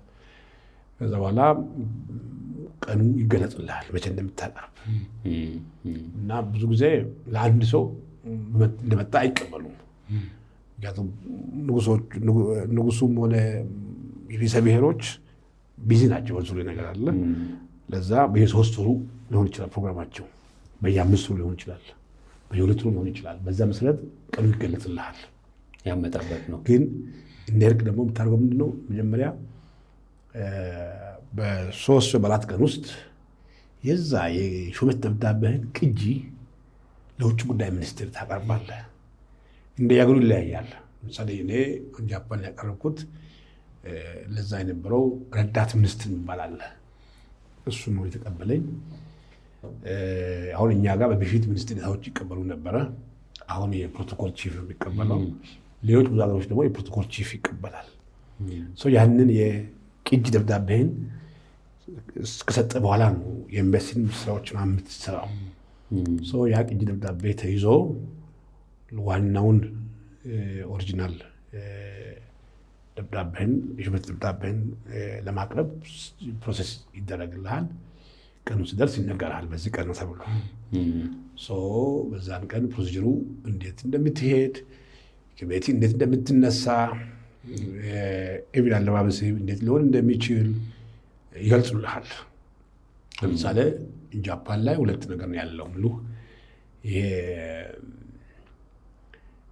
የተለየ አለባበስ አለ። የብራባውያን አለባበስ አሁን ስሙን ልስቸዋለሁ። እሱን ሞርኒንግ ኮት ይባላል። ሞርኒንግ ኮት ናሽናል አታየር ይለዋል። የአንተን ሀገር ማለት ያው ይለዋል። ስለዚህ እኔ የሀገሬን ባህል ልብስ ለብሼ ነው ያቀረብኩት። ሌሎቹ ይሄ የአውሮፓውያን ሞርኒንግ ኮት ይባላል። እሱን ለብሶ የሚሄዱት ግብፅ ላይ ብዙም ሪኳርመንት አልነበረውም። ሱፍን ነው ለብሰን ነው። ባህላዊ ልብስም ከለበስክ ይቻላል የሚል ነው የነበረው። ከዛ በኋላ ያን ቀን የእነሱ ፕሮቶኮሎች ናቸው መጥቶ ወስዶ ከቤት እነሱ መጥቶ ይወስዱሃል። ከዛ ወደ ፋይን ትይዛለህ። ሄደ ለፕሬዝደንቱ ለንጉሱ እንዴት ልታቀርብ እንደምትችል ሪሄርሳል አለ። ትለማመዳለህ። የጃፓንን ነግብት ትለማመዳለህ። ያደርጉሃል። ቀድመው ያለማምዱሃል። ንጉሱ ቦታ ላይ አንድ ሰው ይቀመጥና ይኸው ቢቆምና ትሄዳለህ። ከዛ ስትሄድ መጀመሪያ በሩን ስትገባ ስላይት ቦው ይባላል። ስላይት ማለት ዝቅ ትላለህ፣ ከአንገት ትንሽ ሰበር ትላለህ፣ እጅ መንሳት። ከዛ ደግሞ በጣም ስትቀርብ 2 እርምጃ ሲቀርብ ዲፕ ቦው ይባላል። በጣም ዝቅ ብለህ ሳርዳ ትሰጣለህ። ከዛ 1 እርምጃ ወደፊት ትሄድና ትናገራለህ። ከሀገረ ርዕሰ ብሔር ክልል ሰላምታ አቅርቦልሃል እና ከዚህ የተላከ የሹመት ደብዳቤን እንዳቀርብ ይፈቀድልኝ ትላለህ። ከዛ ታቀርባለህ። እነሱ ይቀበልህና አጠገቡ ላለ ለፕሮቶኮል እንትን ጃፓን ላይ ሚኒስትር ነው የሚቆመው። ለሚኒስትሩ ይሰጠዋል። ከሰጠ በኋላ እዛው ቆመህ የሀገርህ ርዕሰ ብሔር ወይም ንጉስ እንዴት ናቸው? ጤናቸው ደህና ነው? አገሬ እንዴት ናት? አሁን ጥሩ ነው ወይ እንዴት ነው ይላል። ትገልጻለህ። ከዛም ይሄን ግንኙነታችንን ለማድረግ ለማሻሻል እንደዚህ መጥቻለሁ ትላለህ። እሺ መልካም ዕድል ይሁንልህ ትባላለህ። እዛው ኮንቨርሴሽን ትሄዳለህ። ከዛ በኋላ ወዲያው ፊትን አታዞርም። 2 እርምጃ ወደ ኋላ ትሄዳለህ። ከሄድክ በኋላ ዲፕ ቦው የቅድሙን አይነት ታደርግና ከዛ ፊትን ታዞራለህ። አዙሪያ በሩ ጋር ስትደርስ ደግሞ እንደገና ስላይት ቦው አድርገህ ነው በሩን የምትወጣው። ከዛ በሩን ለቀህ ትወጣለህ። ስትወጣ ከዛ ያንተ መኪና መጣና ባንዲራው ተሰቅሎ ይጠብቃል። ከዛ ጀምረህ ባንዲራህን እያውለበለብክ ትመለሳለህ ማለት ነው። ስትገባ ሸፍነህ ነበረ የሚገባው አይደለ? በራሳቸው መኪና በራሳቸው አሁን በሰረገላ ነው። ጃፓን በሰረገላ ነው። በሰረገላ እንደዛ ልዩነትም አያለው። በሰረገላ ነው። ግብፅ በራሳቸው መኪና ነው ይዘው የሄዱት። ግን ያንተ መኪና መጥቶ እዛ ይጠብቃል። ይጠብቅህና ልክ ስትወጣ አቅርበህ ስትወጣ ባንዲራው ከፍቶ ይዞ ይመለሳል። እንደዛ ነው የሚታረገው። ከዛ በኋላ ፕሮሲጀሮች አሉ። ንጉሱ ጋር የምትቀርብበት በየ2 ዓመቱ 3 ዓመት ከቆየ ምሳ ትጋበዛለህ። 4 ዓመት ከቆየ እንደዚህ ተብሎ ፕሮግራሞች ይኖራሉ። ከዛ በኋላ ዲፕሎማቲክ ኢንጌጅመንቶች ይኖራሉ። ስለዚህ ከዛ በኋላ ያንን ካረክ በኋላ ባለሙሉ ስልጣን አምባሳደር ትባላለህ። ቢዝነስ ካርድህን ትቀይራለህ። መጀመሪያ አምባሳደር ደዝግኔት ያልከውን ባለሙሉ ስልጣን አምባሳደር አድርገህ ስራዬን ትጀምራለህ። ንጉሱ የሚገኝበት ኢቨንት ላይ ትልልቅ ባለስልጣናት የሚገኙበትን ታገኛለህ። ብሔራዊ ቀኔንም ሆስት ታደርጋለህ። ብዙ ስራዎችን ትሰራለህ። ረዥም ፕሮሰስ ነው። በደንብ ነው የወሰድከን ወደ ሂደቱ። እንግዲህ ከዚህ ሲኬድ ጀምሮ ወደ ተላከበት ሀገር ለመሄድ የሚያደርገው ዝግጅት ላይ ነበር ነው። ከዛም አልፋል አምባሳደር። ጥሩ ነው፣ ጥሩ ዲቴል የሰጠ። ከዚህ ከመሄዳቸው በፊት አምባሳደሮች ስልጠና እንደሚወስዱ አውቃለሁ። ምናልባት ስልጠናዎቹ ምንድን ናቸው? አንዳንዴ ስልጠናው አምባሳደሮቹን ብቻ ሳይሆን የአምባሳደሮቹን ባለቤቶች፣ ባል፣ ሚስት፣ ሴት አምባሳደር ከሆነች ባል እንዲሁም ሚስትም ስልጠና ይወስዳሉ። ፕሮቶኮልን የሚያካትታል ብዬ አስባለሁ። እዛም ስልጠና ላይ ስለተሳተፍ እንደው ምንድን ናቸው እነዛ ስልጠናዎች? በዋናነት ምንድን ነው እንግዲህ አንዱ ቻሌንጁ አምባሳደር ሲሾም የተቀላቀለ ነው። አምባሳደር ሆኖ ያገለግለም ድጋሚ አምባሳደር ሆኖ ይሾማል። ውጭ ጉዳይ ላይ ዲፕሎማት ሆኖ በሙያ መሰላልም ከፍተኛ ደረጃ ላይ የደረሰም ሰውም ይሾማል። የክልል ባለስልጣን የነበረ ሰውም ይሾማል። የፓርላማ አባል የነበረም ሰው ሊሾም ይችላል። ከንግዱ ተቋምም ነጋዴ ወይ የንግድ ማህበረሰብ ውስጥ የሚሰራም ሰው ይሾማል። ከዩኒቨርሲቲም ሰው ይሾማል። ከተለያየ ቦታ የሚመጣው። ስለዚህ ብዙ ጊዜ ያው እንግዲህ ትሬኒንግ ያው 4 ዓመት ሰጥቻለሁ። ትሬኒንግ ዋና የውጭ ግንኙነት ማሰልጠኛ ተቋም ዋና ዳይሬክተር ሆኜ ሰርቻለሁ እና እኔ ማዘጋጅ ነበረው። ስናዘጋጅ እንቸገራለን። ግን የምናደርገው ልምድ ያላቸው አምባሳደሮች እንዲገቡ ነው የምናደርገው። ልምዳቸው እንዲያካፍሉ ነው የምናደርገው። እዛ ውስጥ በዋናነት ዋናው ፕሮቶኮል ነው የሚሰጠው። የፕሮቶኮልና ስኪል የምንላቸው አሉ። የኮሚኒኬሽን፣ የድርድር፣ የኔጎሽዬሽን፣ ከዛ የፕሮቶኮል ነው በዋናነት። ከዛ እነዚህ ቬና ኮንቬንሽን የሚባል እንትኖች አሉ፣ ማወቅ ያለባቸው ነገሮች አሉ። ከዛ ደግሞ ፎከስ እናደርገው የኢትዮጵያ የውጭ ግንኙነት መሪዎች ፖሊሲው ምንድን ነው እና አምባሳደሮች ነው እዛ ምን ሊሰሩ እንደሚችሉ ብለውን አስተምራለን። ይቀጥልና ግን የውጭ ጉዳይ ከውጭ ስለሚመጣ ሰው የውጭ ጉዳይ አጠቃላይ አሰራር እንዴት እንደሆነ የዛ ዓመት እቅዱ ምን እንደሆነ እቅዱ ላይ እንዲወያዩበት የዛ ኢንቨስትመንት እቅድ ምን ሊመስል እንደሚችል በዛ መሰረት ሪፖርት እንዴት እንደሚደረግ ስራዎች እንዴት እንደሚሰሩ የግንኙነት መርሁ እንዴት እንደሆነ አንዳንድ ጉዳዮች ገጥሟቸው እንዴት ማድረግ እንዳለባቸው በምን መልኩ መመሪያ መስጠት ነው።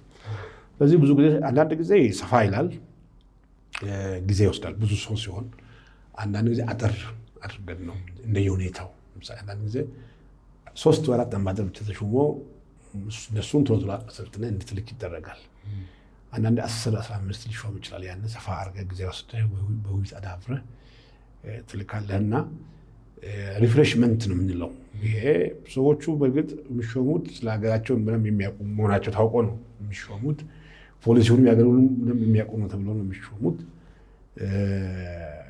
የተለያየ ተቋማት ላይም ስለሰሩ ስራውን ይወጣሉ ተብሎ ነው የሚሾሙት። ግን ያ ትሬኒንግ በጣም አይን የሚከፍት ነው። ለእኔም እንደዛው ነበረ። ምንም እንኳ በእውቀት ደረጃ የማውቀው ነገር ቢኖርም በክህሎት ደረጃ ያ ትሬኒንግ የመጀመሪያ ሲሰጠን ብዙ ነገር እንዳውቅ አድርጎኛል። ብዙ ነገር እንዲዘጋጅበት ይረዳኝ ስለሆነ እንደዚህ አይነት ትሬኒንግ ያስፈልጋልም ጥሩ ነው እና ለትዳር አጋሮቹ ደግሞ የሚሰጠው ምንድን ነው?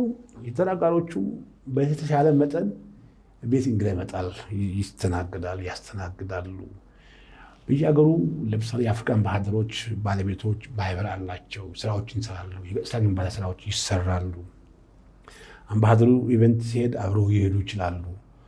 ስለዚህ እነሱ ሀገራቸውን ገጽታ ስለሚገነቡ በዋናነት ፕሮቶኮል ላይ ያተኮረ፣ ቀጥሎ ደግሞ ያው እንደ ዲፕሎማት እንዴት መሆን እንዳለባቸው እና የሀገራቸውን ገጽታ እንዴት መገንባት እንዳለባቸው የእነሱ አጭር ነው የሚሆነው። ብዙ ጊዜ አጭር ነው የሚሰጣቸው። እነዛ ልምድ ያላቸው ስለሚኖሩ እነሱም ልምድ ያካፍላሉ። በዛ መሰረት ነው የሚሄደው። በጣም ጥሩ ነው።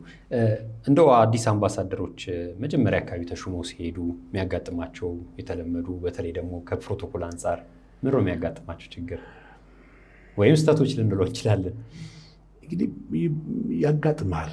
ይህንም አጋጥሞኝ ያውቃል። ምንድነው አንዱ ነገር አንድን ነገር አውቃለሁ ማለትና አንዱን ነገር ለምጃለሁ ማለት የተለያዩ ነገሮች ናቸው። የምታውቀውን ነገር የምታውቀው ነገር ማድረግ መቻልና ወደ ክህሎት የሚለው መሆኑና እሱ ይለያያል። ለምሳሌ አሁን ከትንሾቹ ነገሮች ቢዝነስ ካርድ እንዴት ይሰጣል ተብለናል። ግን አናስታውሰውም። እንዳገር ከጌታቸው ወጥተን እንወረውራለን። አንዳንዴ ጠረጴዛም ላይ እናስቀምጣለን። ትወረውራለህ ዝም ብለህ አንዳንድ ጊዜ። ለምሳሌ እነዚህ ነገሮች አሉ የምትላቸው ስትጠራ አሁን አድሬስ ስታደርግ ለምሳሌ ዩር ኤክሰለንሲ ምናምን ብለህ የምጠራቸው እንትኖች ትረሳለህ አንዳንድ ጊዜ። ምክንያቱም ምልምል አለብህ እዛ መቆየት አለብህ ትንሽ። ስለዚህ በስም ትጠራለህ ቀጥታ አንዳንድ ጊዜ ያን ስታደርግ። አንዳንድ ጊዜ እንግዶችን ጠርተህ አቀማመጥ ትረሳ ትችላለህ። ያልሆነ አቀማመጥ ትቀመጥ ትችላለህ። የአቀማመጥህ ሳታውቀው ሰዎችን ኦፈን ሊያደርግ ይችላል። ወይም እጅን አታወራጭ ተብለህ ሰልጥነሃል ለምደሃል፣ ግን እዛ ስትሄድ ደግሞ አንዳንድ ጊዜ እንዲሁ እያደረግ አይንን እየጠነቆልክ ልታወራ ትችላለህ። ምክንያቱም እንዲህ አይነት ነገሮች ትንንሽ መስሉ የምታውቃቸው ናቸው፣ ግን ስታደርጋቸው ክህሎቱን በደንብ ስላላዳበርክ መጀመሪያ አካባቢ እነዚህ ነገሮች ትሳሳታለህ። ስለዚህ እነዚህ ነገሮች ይገጥማሉ እና ብዙ ጊዜ እኛ የምንመክረው ያው በደንብ ልምድ መውሰድ። ሁለተኛ ደግሞ ሌሎች ብዙ ጊዜ የሚማረው እንዴት ነው ሌሎች አምባሳደሮች ጋር ነው የምንሄደው አንዳንድ ቦታ አይደለ። ያንግም ስለሆንኩ ወደኋላ ቀረትልና እነሱ ምን እንደሚያደርጉ አያለሁ። እነሱ ምን እንደሚያደርጉ እንዴት እንደሚሆኑ እያየው ያንን እየለመድኩ ነው። በኋላ ላይ በደንብ የለመድኩትና ያ አለ። በጣም ጥሩ። እንግዲህ አሁንም እንደቀጠልን ነው። ቅድም ያነሳናቸውን ነገሮች አንዳንዱን በዝርዝር እንድንመለከት እንግዲህ ወደኋላ ልመልስ ነው። ቀደም ሲል እንዳነሳ ነው የዚህ የሹመት ደብዳቤ ወይም ሌተር ኦፍ ክሬደንስ የሚጻፈው በሀገሪቱ ርዕሰ ብሔር ነው፣ የሚፈረመውም በሀገሪቱ ርዕሰ ብሔር ነው። እንግዲህ ከዚህ ከሹመት ደብዳቤ ጋር አብሮ የሚቀርብ ሌላም ደብዳቤ አለ፣ የቀድሞ አምባሳደር የሚጠራበት። እነዚህ ነገሮች እንዴት ነው አሰራራቸው? አንዳንዴ እንግዲህ ባለፉት ጊዜያት የውጭ ጉዳይ ሚኒስቴር ባመቻቸልን መንገድ ብሔራዊ ቤተ መንግስት ሄደን የተለያዩ ሀገራት አምባሳደሮች የሹመት ደብዳቤ ሲያቀርቡ ለመመልከት ችለን ነበረ።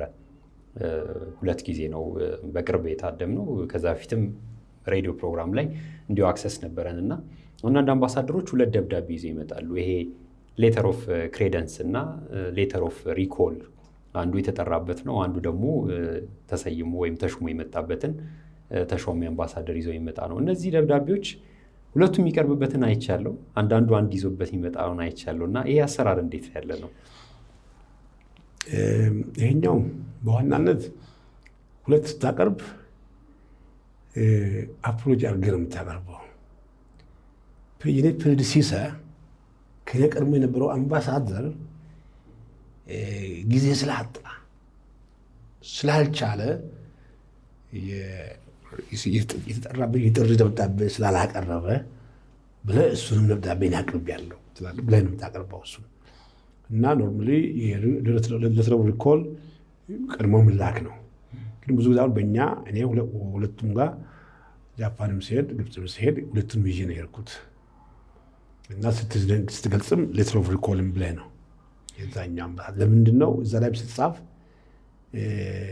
አምባሳደር እከሌ ሲመለሱ ጊዜ አጭር ጊዜ ስለነበረ የጥሪ ወረቀታቸውን ሳያቀርቡ በመሄዳቸው ተብሎ ነው ደብዳቤ ላይ የሚገለጸው። ስለዚህ አብሮ ይቀርባል እና ምክንያቱም አንዴ ያን አንተ ተሾመሃል ከተሾምክ የሾመህ ርዕሰ ብሔር መጠራትንም ይፋ አድርጎ ጽፎ መላክ አለበት እና ብዙ ጊዜ ስትጠራ መቻኮል አለ፣ የጊዜ እጥረትም ይኖራል። አንድ ላይ ስላለ ደብዳቤውም ኦሪጂናል መላክ አለበት። ስለዚህ ኦሪጂናሉን በአብዛኛውን እኛ የምናደርገው ብዙ ጊዜ አዲሱ ተሿሚ አምባሳደር ይዞ የሚሄደው አብሮ ይዞ ይሄዳል። ሪኮሉን በዛ ነው የሚሰጠው። ብሔራዊ ቤተ መንግስት ወዳየናቸው ወደ ነበሩት ስነስርዓቶች አሁንም ልመልስ ነው። እንግዲህ እዚህ ዲፕሎማሲ ውስጥ አብዛኛው ነገር ሲምቦሊክ ነው ወይም ደግሞ ተምሳሌታዊ ነው። ይሄ የክሬደንሻል ማቅረብ ስነስርዓቱ ራሱ በራሱ ምንን ነው የሚወክለው? ምንን ነው የሚያሳየው? እንግዲህ አንደኛ ያ ሰው አምባሳደሩ አንድን ሉዓላዊ ሀገር ወክሎ የመጣ የተከበረ የታመነ መልእክተኛ መሆኑን እሱም እንደዛ እንዲሰማው ለሀገሩ ለዛ ሀገርም ይሄ ሀገር ክብር እንደሚሰጥ መምጣትህም በክብር እንደምንቀበል በኋላም ከሀገርህና በእኛ መካከል የምታመጣቸውን መልእክቶችንም እንደዚሁ ክብደት ተሰጥቶ እንደምንቀበል ማሳያ ነው እና ቅድም እንዳልኩህ ያ ተምሳሌቱ ምንድን ነው? ያንን ክብር ያንን የታመነ መልእክተኛ አክብረህ ተቀብለህ እሱም ስራ አክብሮ እንደሚወስድ ወይም እንደሚሰራ ማሳያ ነው እና ለዛ ያ ፕሮሲጀር ሁሉም አገር ላይ አለ። ሁሉም አገር ላይ በጥንቃቄ ነው የሚደረገው እና ያ ፕሮሲጀር ብዙ ጊዜ ኦሪየንቴሽን ይሰጣል። ለምሳሌ አውስትራሊያ ሲሄድ አውስትራሊያ የማውሪ ባህል አለ ስናቀርብ ምንድን ነው እሱ ባህል? ማውሪ ማለት ነባር ህዝቦች ናቸው። የአውስትራሊያ ሳይሆን የኒውዚላንድ ሲሄድ ኒውዚላንድ ነባር ህዝቦች አሉ እና አሁን በዲፕሎማሲው ያ ነባር ህዝቦችን ባህል ያንጸባርቃሉ። ለዛ ይሄ አሁን የኦነር ኦፍ ጋርድ የክብር ዘቡ ሄደህ ሳሉት ስታደርግ ሰላምታ ስትሰጥ ስትመለስ የማውሪ ነባር የሆኑ ዜጎች ባህላዊ ዳንሳቸውን እያሳዩ እየፎከሩ ይመጣሉ። አንተ ጋር አይንን እያዩ ራሳቸውን እያወጡ ይመጣሉ። ከዛ መጣውና ከዛ በኋላ ደግሞ አለ አንድ ብዙ አለ በጣም የሚያስፈራ የነበረው አፍንጫና አፍንጫህን መተው ይነካሉ። ምንድነው አሉ በማውሪ ባህል አዲስ እንግዳ ወደዛቸው ወደ ኒውዚላንድ ሴት ሲመጣ ሰውየው አደገኛ ነው፣ መጥፎ ነው፣ ማይፈለግ ነው ወይስ ጥሩ ነው ለማለት ጠጋ ብለው ከአፍንጫን ያሸታሉ። በሱ ነው የሚያውቁት። አፍንጫና አፍንጫ ይነካና ያንን ባህል በፕሮቶኮላቸው ውስጥ አስገብተዋል። እና ገቨርነር ጀነራሉ ጋር ስናቀርብ ገቨርነር ጀነራል የሚባለው የዛ ሀገር የንግስቲቷ ወኪል ነው የሚባለው። ምክንያቱም እነሱ ያለ ንግስት አስነበረችው በእንግሊዝ ንግስት ዘውድ ስር ነው ያሉት። በአውስትራሊያም ኒውዚላንድም ፓፓ ኒውጊኒም እንደዛ ናት። ከዛ ያንን እንዲህ ከዛ እና መጀመሪያ አካባቢ ኦሪንቴሽን ሲሰጡ በጣም ደንግጠን ነበረ። ይህ እንዴት እናደርጋለን ብለን ማለት ነው። እንደዚህ አይነት ሞመንቶችም አሉ እዛ ጋር እና ያ ባህልን የሚያንጸባርቅ ነገር ነው።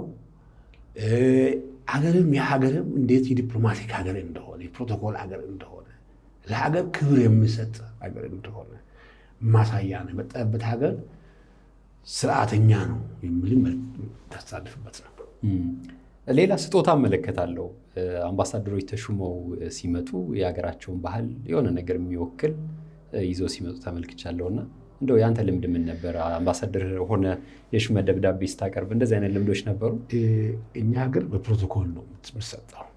ቀጥታ አሁን ንጉሱ ጋር ምንም አይነት ትንሽ አትሄድም አልሄድንም። ግብፅም እንደዛ ነው።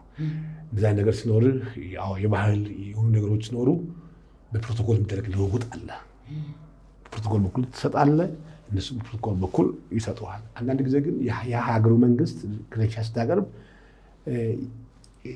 ያቀርብልሃል ወይም ስጦታ ይሰጥሃል። ለአንተ ግን አምባሳደር ሆነ ለርዕሰ ብሔር መስጠት ብዙ ጊዜ አሁን ጃፓንና ግብፅ ከነበረኝ ልምድ አላደረግንም። እንደዛ በፕሮቶኮል ነው የተለዋወጥ ነው።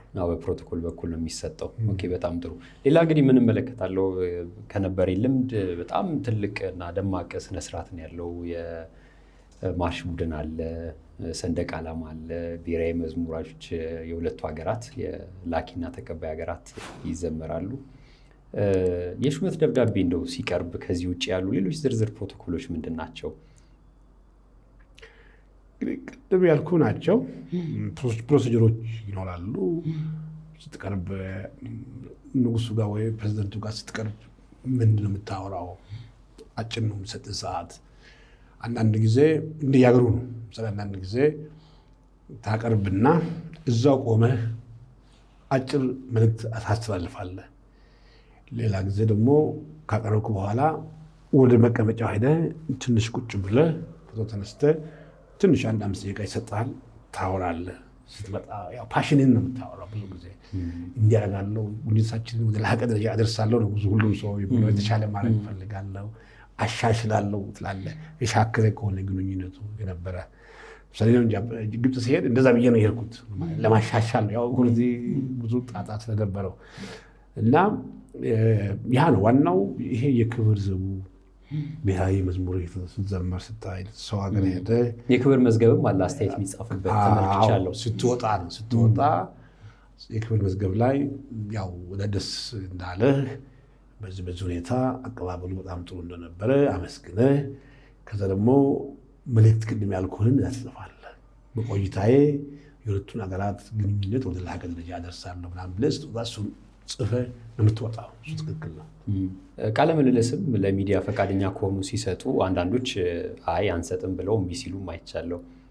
እንደዚህ እንትን እሱ በሕግ ፍላጎት ላይ የተመሰረተ ነው የሚሆነው። ለምሳሌ ጃፓን ላይ አልነበሩም፣ ሚዲያ አልነበረም። ግብፅ ላይ ነበሩ። ግን ራንደም ነው፣ ሁለት ሰው አንድ ሰው ለዜና የሚሆን ነገር ያደርጋሉ እና ሁሉም ሰው መስጠት ግዴታ አይደለም እሱ ላይ። እንግዲህ ወደ መጨረሻው የዝግጅታችን ክፍል እየመጣን ነው። ወደ 5-6 ክፍሎችን ተመልክተናል እስካሁን በነበረን ሁኔታ። እንግዲህ ፕሮቶኮልን መረዳት ከዲፕሎማሲ ውጭ ባሉ በተለይ በመሪነት ላይ በጣም ጠቃሚ ነገር እንደሆነ ብዙ ጊዜ ሲነሳ ሰማለሁ እና ያንን መሪነትና ፕሮቶኮልን እንዴት ነው የምናገናኘው የሚለውን ነገር ለማንሳት ፈልጌ ነው። እንግዲህ ፕሮቶኮል ማለት ልክ ደብዳቤ ስትጽፍ አንድ ደብዳቤ መግቢያ ይኖረዋል፣ ከላይ ደግሞ ሄዲንግ ይኖረዋል፣ ከስር ማህተም ይኖረዋል፣ ፍርማ ይኖረዋል፣ ከዛ ቁጥሩ ይሰጣል። ቁጥር ቀን ይሰጣል፣ ቁጥሩ ይጻፋል። የፕሮቶኮል ቁጥር ራሱ የሚባለው ስሙ ምን ማለት ነው? ያ ደብዳቤ ህጋዊ ትክክለኛ መልእክት የያዘ የታመነ መልእክት የያዘ ከትክክለኛ ምንጭ የወጣ መሆኑን የምታረጋግጥበት ነው። ያ መልእክቱ ቢኖርም እንኳ ባለ ወረቀት ላይ ብትጽፍ ባትፈርም የመስሪያ ቤት አድራሻ ባይኖር የፕሮቶኮል ቁጥሩ ባይሰጠው ማህተም ባይደረግበት መልእክቱ አለ፣ ግን መልእክቱ ተቀባይነት የለውም ማለት ነው። ፕሮቶኮልም አንድ ግንኙነት ስታደርግ ውይይት ስታደርግ ያን በፕሮቶኮል የተደገፈ ባደረግ ቁጥር ያ ግንኙነት ኦቴንቲክ ይሆናል። ምንድነው? ተቀባይነት ያለው ህጋዊና የታመነ ይሆናል ማለት ነው። ስለዚህ ፕሮቶኮል ማንኛውንም ዲል ማንኛውንም ውይይት በስርዓት ፕሮፐርሊ እንደዚህ አድርገህ ለማድረግ ማሰሪያው ነው እና በመሪነት በሊደርሺፕ የሚሆን በምታደርጋቸው የቢዝነስ ድርድሮችም ሊሆን ይችላል፣ በምታከናውነው ስራ ሊሆን ይችላል፣ እንግዳ ስትቀበል ሊሆን ይችላል፣ ዓለም አቀፍ ሰዎች ላይ ኩባንያዎች ጋር የምታደርገው ድርድር ሊሆን ይችላል። እነዛን ፕሮሲጀሮችን መጠቀም ጥሩ ነው። አሁን ብዙ ጊዜ አንዳንድ ፌል የሚያደርጉ ዲሎችን ታያል። አንዳንድ ሰዎች ቡና እየጠጡ መንገድ ላይ ያወሩትን ነገር እንደ ኦቴንቲሲቲ አድርገው አንዱ ሊወስድ ይሞክራል፣ አንዳንዱ ያጣጥላል። ስልክ እንኳ ስታወራ መልእክት ከበድ ካለ ለማውራት ይመችሃል ወይ ብለህ ትጠይቃለህ። ይመችሃል ወይ? የሚመች ቦታ ነው ወይ ያለው? በስልክ እናውራ ወይስ ተገናኝተህ ትላለህ? ብዙ ጊዜ ተገናኝተህ ስትል ነው የምታወራው። እና ፕሮቶኮል ማለት ያንን ሜሴጅህን የምታሳልፈውን መልእክት የምትሰጠው ክብደት ነው። የነበረን ያንን ግንኙነት ሚዛኑን ከፍ ያደርገዋል፣ ተቀባይነቱን ከፍ ያደርገዋል፣ ተሰሚነቱንም ከፍ ያደርገዋል። ስለዚህ ፕሮቶኮልን እንደ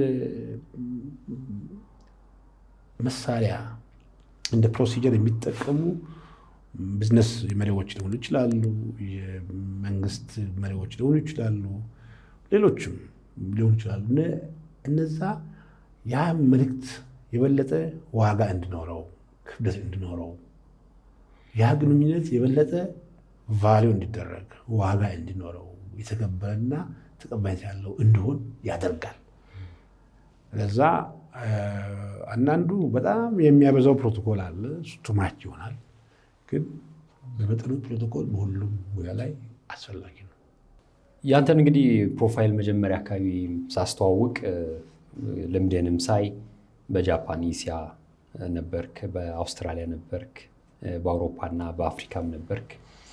እንደው ከነዚህ ሀገራት የምንማራቸው ፕሮቶኮሎች የተለያዩ ይመስለኛል። ምናልባት የአፍሪካ የምንለው፣ የኤስያ የምንለው፣ የአውሮፓ የምንለው፣ የአውስትራሊያ የምንለው ፕሮቶኮል ካለ ወይም ደግሞ ከዚህ ሂደት እንደው ምንድን ነው የምንማረው? እንግዲህ ዋናው የፕሮቶኮል አካሄዶች ዩኒቨርሳል እንደሆኑ ተደርገዋል። በተለያየ መንገድ ተደርገዋል። በአብዛኛው እንዳልኩ እንግዲህ እንደየሀገሩ ደግሞ ስፔሲፊክ ነገሮች አሉት። ለምሳሌ ኤዥያዎች ፕሮቶኮል ላይ ትልቅ ዋጋ ይሰጣሉ። በጣም አክብደው ነው የሚያዩት። መልእክትን ዝም ብለው ማይሆን ቦታ ላይ ሆነው መቀበል አይፈልጉም። ስርዓት ይዘው መልእክትን አንተም በተመቻቸ ሁኔታ ላይ እንድታቀርብላቸው፣ እነሱ መልእክት ለአንተ የሚያቀርቡልህ ከሆነ እነሱም የተመቻቸ ኢንቫይሮንመንት ፈልገው ነው ያን የሚያደርጉት። እና ይሄ በመንግስት ብቻ አይደለም፣ በግል ተቋማትም ጭምር። አሁን እኛ ጃፓን ላይ በአብዛኛው የምናገኛቸው ትልልቅ የቡና ኩባንያዎች፣ የአበባ የሰሊጥ ኩባንያዎች፣ የቴክኖሎጂ ኩባንያዎች አሉ። በፕሮቶኮል ነው እነሱ በስርዓት ነው ስጠሩ ቢሮ፣ ከዛ በኋላ ስጋብዙ በስርዓት ነው። ያንን ስርዓትን ተከትለው ነው የሚያደርጉት። አውስትራሊያም በተሻለ ሁኔታ ከኤዥያ ትንሽ ወረድ ይላል። ከአውሮፓ ግን የተሻለ ናቸው። አውሮፓ አካባቢ ስትሄድ አሁን ፕሮቶኮሉን በጣም የመቀነስ አዝማሚያ አለ። ቴክት ኢዚ ወደሚባል ነገር እየመጣ ያለበት ነገር አለ።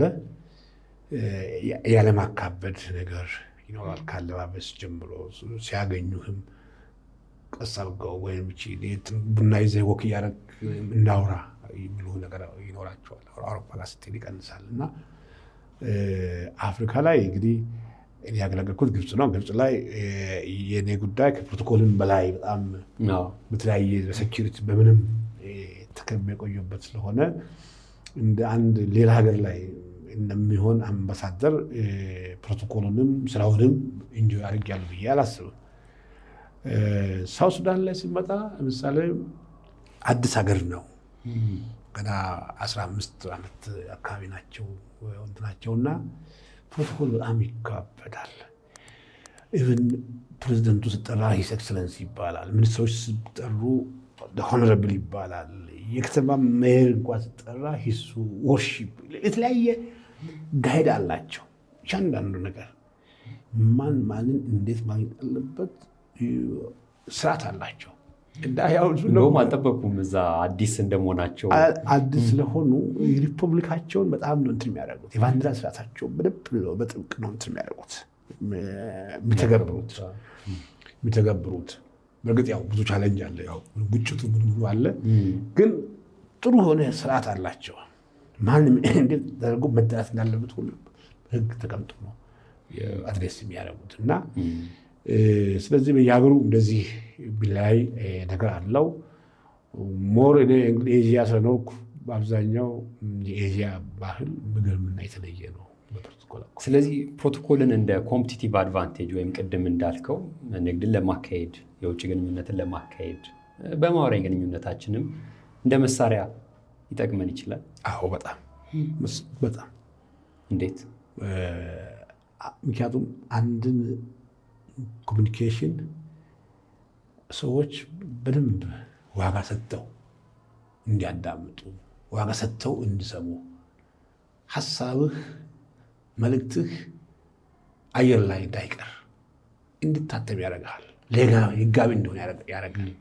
ተቀባይነት ያለው እንደሆነ ያደርጋል። ስለዚህ ሰዎች ስታገኙ እንግዲህ ሁሉም በቁም ነገር ጉዳይ ሲፈለግ ያው እኛም ባህል አለ እኮ በቁም ነገር ጉዳይ ሲፈለግ ሰዎች ብሎ በስልክ ወይ በአየር ላይ አይወራም። ፈልጌያለሁ ልምጣ ወይ ላግኝ ወይ ተብሎ ጊዜ ቦታ ተመቻችቶ ከዛ በኋላ ሀሳቡ ይላል። ስለዚህ ያ ስለሆነ በእርግጥ እንዳልኩ ቅድም ኤዥያ ላይ ሲሆን በጣም ፕሮቶኮል በጣም አስፈላጊ ነው። በጣም አንዳንድ ሰው ኤዥያ ሆኖ ዝም ብለህ መንገድ ላይ አግኝተህ የነገርከውን ነገር ሲሪየስ ላይ አይወስደውም። ተግሯል ስትል አይ አልነገረኝም ይላል። አይ እንደዚህ እሱም እሱማ የመንገድ ላይ አይደለም። እሱ እኮ ሲሪየስሊ ዋጋ ሰጥተህ አይደለም ያን ሰጠኸው የምን ነገር ነው የሚይዙት። አውሮፓ አካባቢ ስትሆን አሁን ቀለል እያለ ስለሆነ ወደዛ ነገሮች አሉ። ፕሮቶኮሉን በጣም ያለ ማካበድ አለ። ግን ስቲል አሁንም ሲሪየስ ጉዳይ ሲሆን እንደዛ አድርገህ ነው የምታቀርበው የምትነጋገረው። እና ፕሮቶኮል ለማንኛውም ግንኙነት ለግል ግንኙነቱ ጭምር የተሻለና ወሳኝ ነው።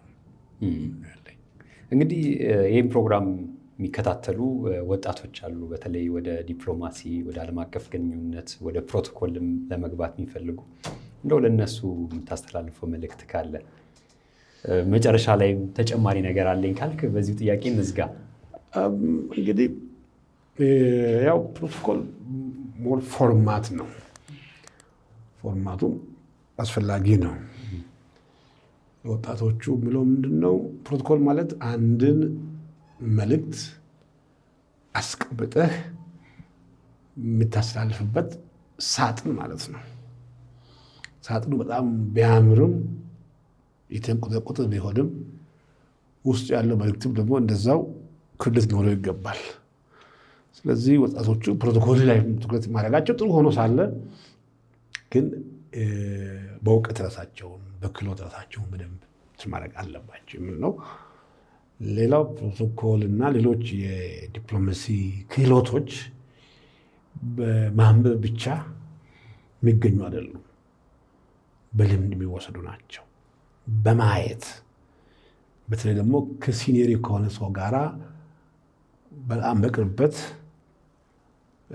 በመስራት ከሱ በመማር በተለይ በኮቺንግ ነው ኮች የተደረግ ሜንተርሺፕ በሜንተር የተደረግ የምታዳብረውና የምታጎለብተው ልምድ ነው እንጂ አሁን እኔ መጽሐፍ ስላነበብኩ ወይም አርቲክሎችን ስላነበብኩ እውቀቱ አእምሮዬ ውስጥ ሊኖር ይችላል። ያንን ወደ ፕሮቶኮል መውሰድ ፕሮቶኮል የምንለው ከኢሞሽናል ኢንቴሊጀንስ ጋር አብሮ የሚሄድ ነው። ከፊዚካል ኢንቴሊጀንስ ጋር አብሮ የሚሄድ ነው። ሳይኮሎጂህን፣ ስሜትህን ሁሉ የሚገዛ ነገር ስለሆነ ያ በጊዜ በመማር በቅርበት በመማር መጣ ነውና እነሱም እንደዛ አድርገው እንድማሩ ነው መክረው። አምባሳደር ዶክተር ማርቆስ ተክሌ አምባሳደሮች እንዴት ይሾማሉ? ያለው ስነ ስርዓት ፕሮቶኮል ምን ይመስላል የሚለውን እንግዲህ ከመጀመሪያ እስከ መጨረሻ ተመልክተናል። ከፕሮቶኮል ጉዳይ ጋር ለነበረ ቆይታ በእጅጉ ነው የማመሰግነው ለጊዜ። እኔም በጣም አመሰግናለሁ ይህን እድል ስለተሰጠኝ። ታንኪዩ ሶ ማች። ሌላ ጊዜ ደግሞ በሌሎች የዲፕሎማሲ በተለይ ደግሞ ከአምባሳደሮች ጥቅምና መብቶች ጋር በተገናኘ እንግዳ እንደምናደርግ ጠብቃለሁ። በጣም ነው የማመሰግነው። አመሰግናለሁ። ታንኪዩ። ተመልካቾቻችን የዛሬው የፕሮቶኮል ጉዳይ ፖድካስታችን ይህን ይመስል ነበር። አምባሳደሮች እንዴት ይሾማሉ፣ ዝርዝሩስ ምንድን ነው የሚለውን በተለይ ፕሮቶኮልና ስነስርዓቱን ተመልክተናል። ዝግጅቱን እንደወደዳችሁት እምነታችን ነው። እንደዚህና ሌሎችም የፕሮቶኮል ጉዳይ መረጃዎች እንዲደርሷችሁ ገጻችንን ተወዳጁ። እንዲሁም ደግሞ መልእክቶቹ ወይም አዲስ ፕሮግራሞች ሲለቀቁ ኖቲፊኬሽን ወይም ማስታወሻ እንዲደርሳችሁ ደወል ምልክቱን መጫን ትችላላችሁ። አበበ ሙሉ ነበርኩ። በሌሎች ዝግጅቶች ደግሞ ሌላ ቀን እንጠብቃችኋለን። መልካም ጊዜ።